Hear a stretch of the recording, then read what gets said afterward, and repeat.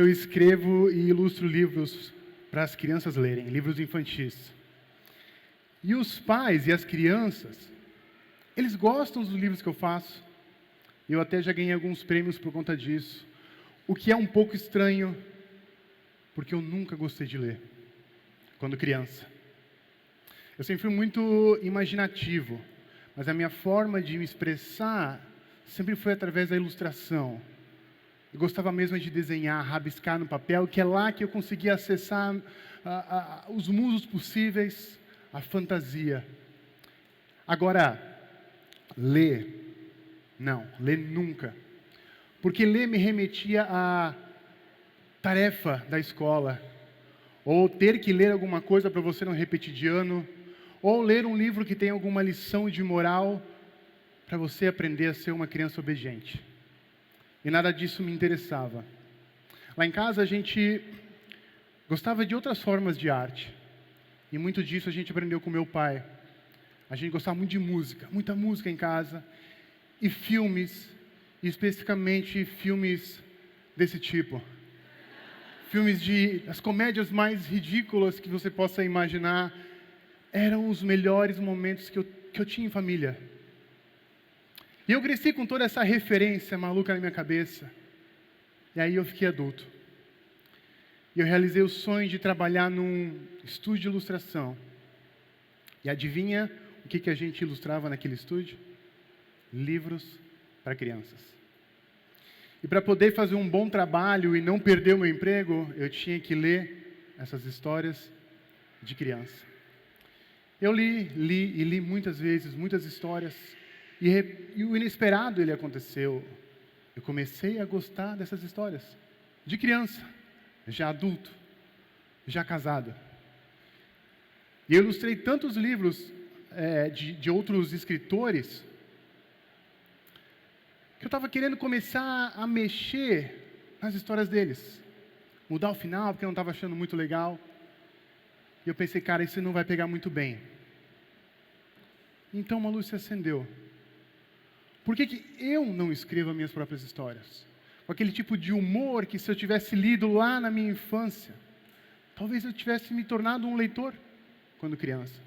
Mas agora eu tenho chance de escrever histórias para os meus filhos gostarem de ler livros. Aí eu peguei todas essas minhas referências, das quais eu cresci, comecei a criar personagens e colocar eles em ideias de livros. Não homens saindo de traseiro de um rinoceronte, mas talvez um super-herói que está cansado de combater o mal, ele quer ir morar na praia. Um mergulhador que vai casar, mas ele esqueceu as alianças lá no oceano.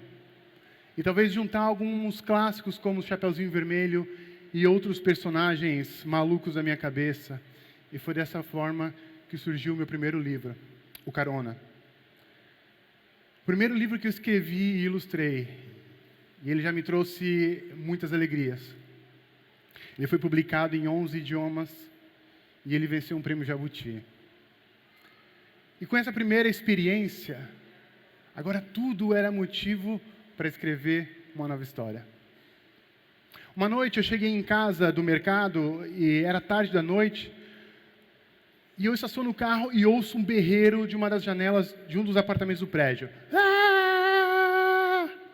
Eu pensei, cara, quem é essa criança acordada nesse horário fazendo esse barulho?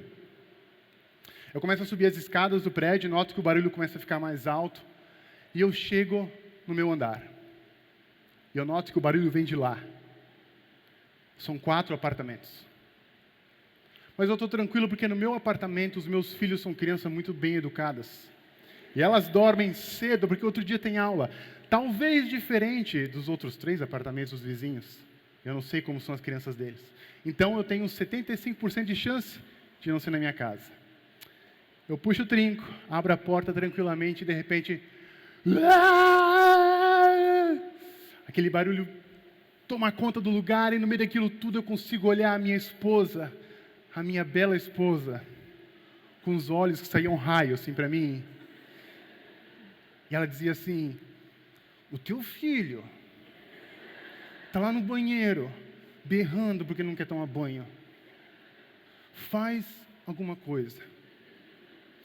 E eu fiz alguma coisa. Escrevi uma história. E aí surgiu que também foi publicado em 8 idiomas e ganhou alguns prêmios internacionais, e um deles para a China, para onde eu viajei no ano passado. Para falar em chinês, brincadeira, não sei falar em chinês.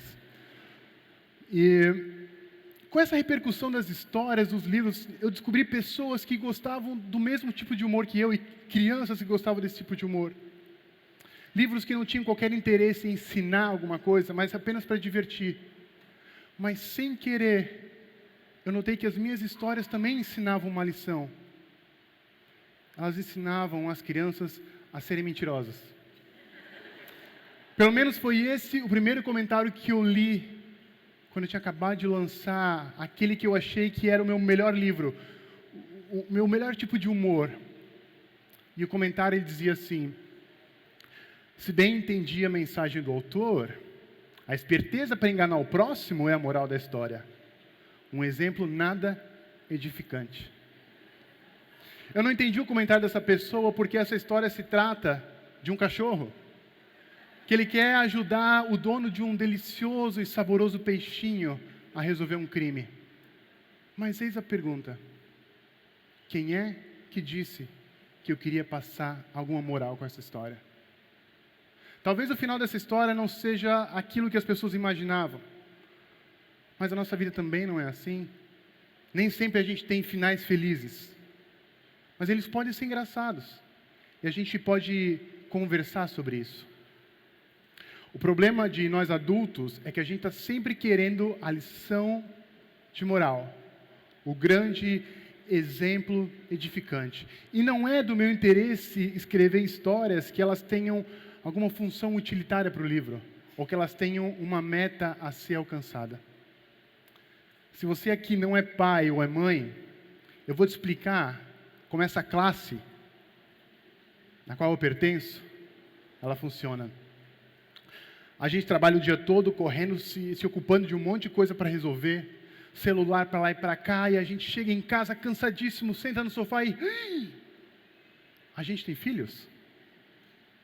E esse pouco tempo que resta para a gente do dia, a gente precisa então agora ter tempo de qualidade com os filhos. Então a gente tem que ensinar alguma coisa que seja uma lição importante. Elas precisam aprender a ser bons cidadãos, elas precisam aprender a serem pessoas de sucesso. Mas a gente está cansado às vezes. E se a gente está cansado, é só a gente pegar o celular e dar para eles jogar um joguinho. Se é que essas crianças já não têm os seus próprios celulares, ou a gente coloca elas na frente da tela, elas ficam lá dando um tempo para a gente, descanso por algumas horas. É tipo um guarda-volume de criança. E fazer isso é fácil, não é, pais? Fazer isso é muito fácil. O difícil é depois ter que lidar com crianças distraídas, irritadas, egoístas, com crises e mais crises emocionais e de ansiedade. Isso são dados reais, porque segundo o PISA, o Programa Internacional de Avaliação de Alunos, o Brasil está sempre em péssima classificação, porque as nossas crianças não sabem resolver problemas de matemática, de ciências, e elas não leem. E por isso elas não sabem interpretar textos. E aí nós adultos, a gente fica assim, cara, o que está acontecendo com essas crianças? O que está acontecendo com essas crianças? Crianças que não sabem interpretar textos. E pais que não sabem, ou adultos que não sabem interpretar emoções. O que as crianças precisam mais do que aprender a ser um bom cidadão, uma pessoa de bem, alguém de sucesso, é de adultos como eu e você, ou pais educadores, que sejam presentes, que conversem com elas, que sejam como um porto seguro para elas, que olhem nos olhos, que brinquem, que sorriam, que caiam na risada. É disso que crianças precisam. E que pessoas que criem laços com elas. Aí, ler um livro com uma criança é completamente o oposto daquilo que a gente queria fazer. Porque isso envolve tempo e empenho para criar esse ambiente seguro e tranquilo, onde somos só nós e uma história. E as outras histórias que surgem a partir dela. E esse momento é poderoso, porque além da diversão, novas conversas mais profundas podem surgir. Eu costumo visitar escolas para conversar com os alunos e ler os meus livros. E numa dessas visitas, eu li um livro meu chamado Você é um Monstro. E fala desse pequeno monstro que ele está querendo encontrar similaridades entre ele e os leitores. Então ele procura nas crianças uma cauda comprida, espinhos nas costas, unhas pontudas. Só que ele fica decepcionado porque ele não vê isso nas crianças. Mas ele encontra outras semelhanças. E aí que a brincadeira da leitura acontece. As crianças me ajudam, eu fico imitando o monstro lá. É muito sem graça para vocês. E muito vergonhoso para mim. Mas com crianças é legal porque elas viram monstros de verdade. Umas viram monstros, outras já eram monstros, só não sabiam. Então elas ficam lá fazendo assim. Então, e é super legal. E aí depois que a gente termina essa brincadeira, as crianças costumam fazer perguntas para o autor. E nesse dia tinha um microfone na frente e as crianças faziam uma fila para perguntar. E naquela fila eu noto um menino mais alto e mais velho do que as crianças que costumam ler as minhas histórias. E quando chega a vez dele, ele vem todo tímido. E ele não pergunta nada. Ele só diz assim: eu gostei muito do monstro, porque eu sou parecido com ele.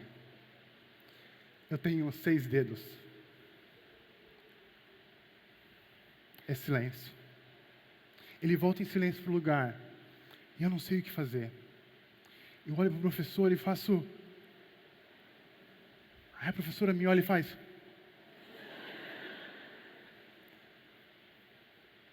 E nesse momento eu tenho uma epifania. O meu livro alcançou a sua função. Ele se conectou com o leitor e abriu espaço para uma conversa. Mas, Guilherme, não era... Os teus livros que não deviam ter qualquer função? Pois é. A partir de uma história que não tinha qualquer intenção de ensinar alguma coisa, apenas para divertir, essa criança, esse menino foi capaz de falar no microfone uma coisa que talvez ela tenha se questionado diante do espelho por muitas e muitas vezes. Por que ela é diferente dos amigos? Talvez ela tenha sido alvo de risada dos amigos. Talvez ela tenha sofrido bullying. E aqui que acontece o que mais me interessa. O vínculo que o livro é capaz de criar quando a gente está junto, compartilhando a mesma história. Eu não gostava de ler. Hoje eu amo os livros. Os meus filhos amam os livros. Mas eu quero que os meus filhos, no futuro, quando eles olharem para a estante de livros deles, eles peguem algum título e leiam.